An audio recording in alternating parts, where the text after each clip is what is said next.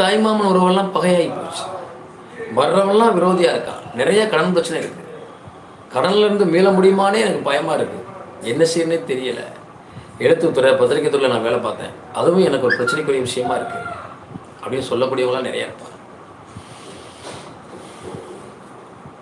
இந்த காலத்தை கடந்து போகிறதுக்கு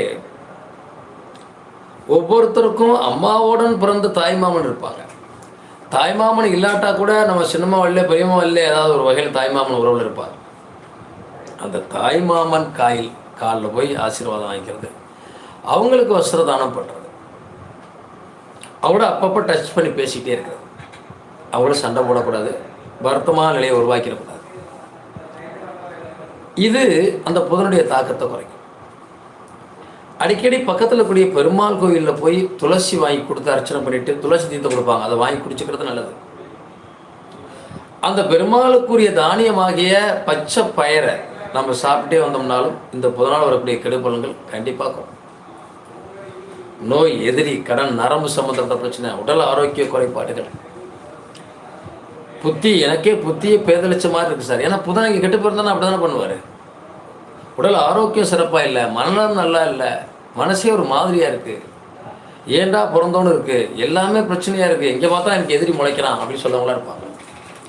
அவங்க புதன்கிழமை பெருமாளை வழிபாடு பண்ணுறது, பெருமாளுக்கு துளசியில் மாலை வாங்கி போட்டு அர்ச்சனை பண்ணிக்கிறது, இதை கண்டினியூவாக பண்ணாங்க அப்படின்னா சிறப்பு. தாய் மாமன் தாய் வழிகளோட இணக்கமாக இருக்கிறது, அவங்க மேலே பாசத்தை காட்டுறது, இப்படி இருக்கக்கூடியவங்களுக்கு அந்த புதனால் வரக்கூடிய கெடுபலன்கள் பெரிய பாதிப்பை தருவதில்லை.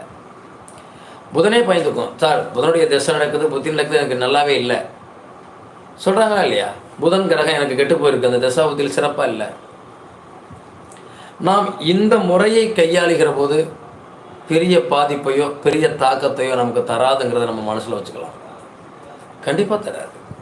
உலக வாழ்க்கையில் எவ்வளவோ பிரச்சனைகளை கடந்தால் நம்ம வாழ வேண்டியது. அதற்காக சோர்ந்து போய் உட்காந்து படுத்துட்டா கடவுள் நம்மளை விட்டுறாது.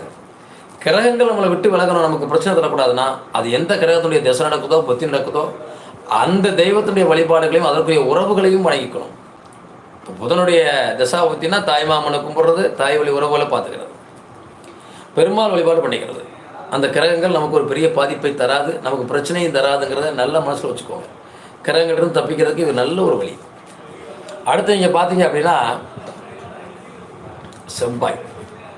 இப்போ இந்த செவ்வாய் பகவானால் வரக்கூடிய பாதிப்பை கடந்து போகிறதுக்கான வழி என்ன இருக்குது? ஏன்னா செவ்வாய்னாலே ருண ரோகத்துக்கு காரகம்னு சொல்லுவோம். சண்டைக்காரன், பிடிவாதக்காரன், வீம்பு பிடிச்சவன், திமிரு பிடிச்சவன் எல்லாம் சொல்லுவாங்க. செவ்வாயினுடைய பலம் முருகனை தான் சொல்லுவோம். செவ்வாய்னாலே முருகன் தான். இப்போ இந்த செவ்வாய் யாரை குறிக்கிறது? சகோதரனை குறிக்கிறது. இந்த செவ்வாய் தசை நடக்குது, செவ்வாய் புத்தி நடக்குது. அப்போ நம்ம எப்படி இருந்துக்கிட்டால் இந்த செவ்வாயினுடைய தாக்குதல் நம்ம தாக்காது? செவ்வாய் நமக்கு 8ஆம் இடத்து அதிபதியாகவோ 6ஆம் இடத்து அதிபதியாகவோ இருக்கார்.